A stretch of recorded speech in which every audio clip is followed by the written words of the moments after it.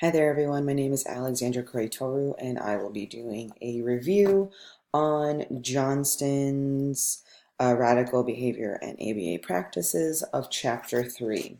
So, Johnston, I really like this book and the way that this author writes. He's very much relatable. So, I really do enjoy getting his point of view. Um, so, he starts off the chapter with cause and effect, and that immediately made me think of our behavior, of course, and what our environment does to make us have a reaction to it. And so he says that perhaps the most persistent explanation of what makes us who we are is that the answers lie within each of us.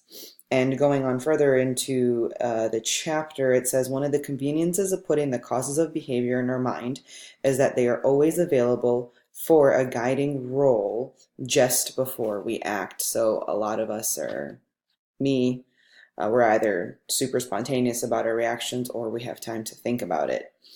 So he goes on to talk about that and as well as mentalism. I actually never heard of mentalism or invented mental events, and that was kind of interesting to see as it's a conceptual approach for a form of philosophical dualism that says that neither mind nor matter can be reduced to the other in any way, that they are irrevocably distinct.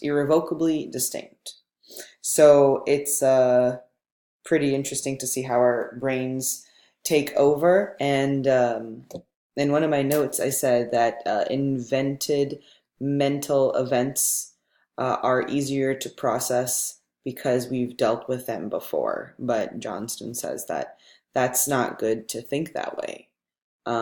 It closes us off from potential mental events, and that our behavior is historical and not mechanical. So, reading about all this and how our body goes through this change and trying to, as I'm reading this, I'm trying to think of certain times in my life where I instantly reacted and I was like, well, I was way too subjective in that decision and should have been more subjective about it and thought about it. But of course, our history always prevails over the mechanics of what should really happen, right? Um, and then he goes on to talking about thinking for the rest of the chapter, private and public thinking matters. Oh, I forgot about one part. I'm so sorry. He points out that the invented causes, he brings up Skinner, which some people in our discussion group like and others don't. It's to each their preference.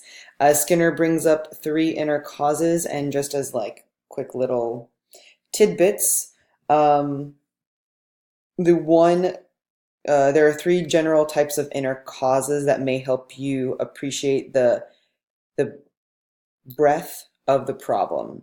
So the first one is neural, and this is when we say that our nerves are on edge or that our brain is tired. We have been taught to offer these explanations of our behavior under certain circumstances, such as when we screw up in some ways. So obviously we've all felt this jittering, and we don't know what to say, so we say we're scared, or we say something else instead of, again, not going back down to the root of the problem, but probably discussing the surface of the problem. The second would be the psychic, the ideas, wishes, and thoughts and impulses.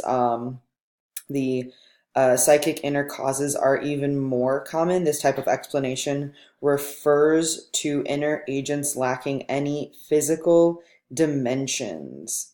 So, as I said, the wishes, impulses, thoughts, and much more.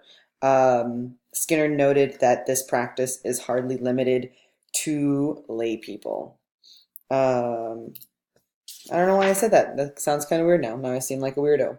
Uh, Anywho, the third inner cause is conceptual, which Skinner suggests is the most common type of mentalistic attribution.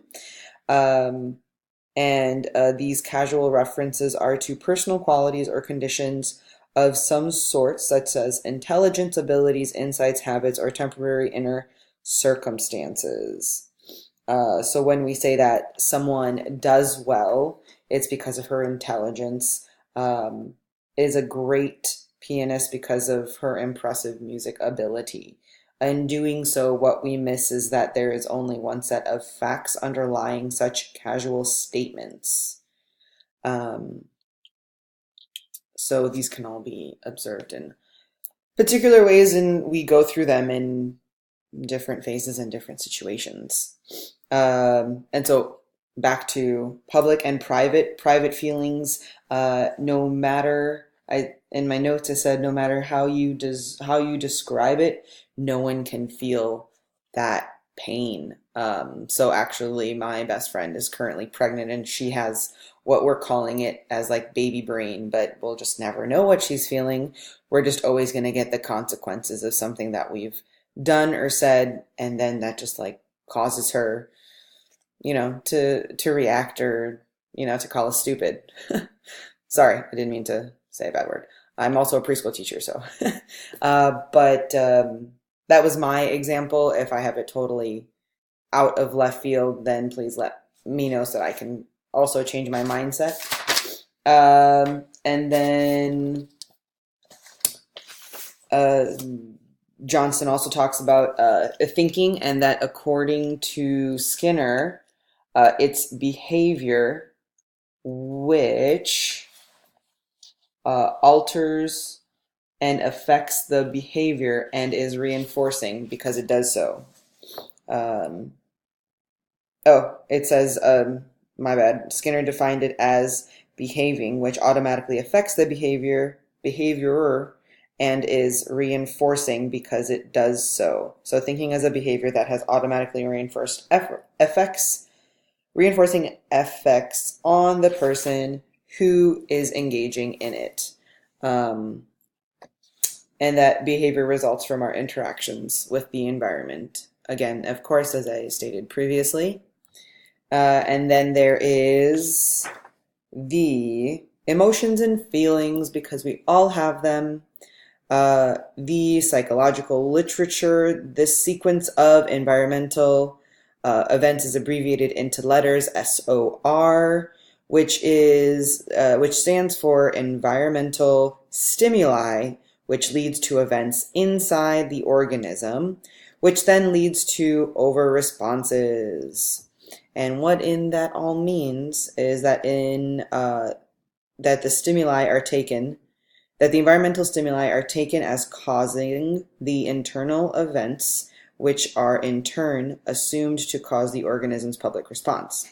The problem with this approach is that the invitation to invent what might be going on inside the organism leads to speculation about endless mental qualities that can't be directly studied or falsified. So pretty much our brain is going haywire all the time, and it really depends on, I think of it as it depends on the person of how we react to certain situations. And some of us react well, some of us don't. Depends on our job, depends on us and our environment and our history with certain situations in that category.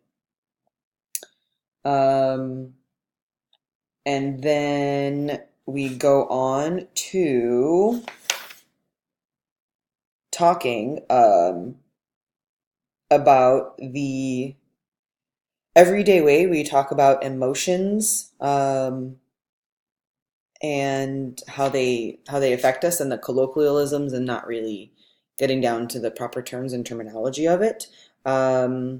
Johnston also writes, he writes here that in the traditional SOR model, real and imagined internal events are assumed to be responsible for the individual's reactions to the environment's situation, as I had just said. And then